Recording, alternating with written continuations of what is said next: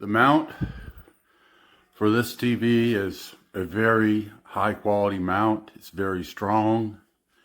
It allows you to move the TV many different ways. It'll come out.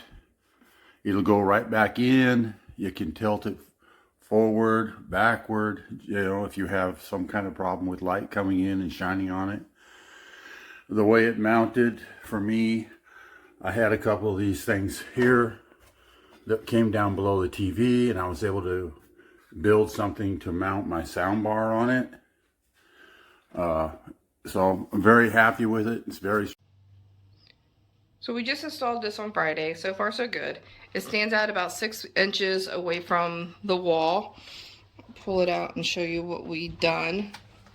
We put an electrical adapted outlet or extension cord that's made for electronics specifically, that we have it there, and then we have it wrapped around so that I could put in an extension guard. You'll see back in the back right there going down the wall. That helps hide the cords so that it gives us the nice clean look. So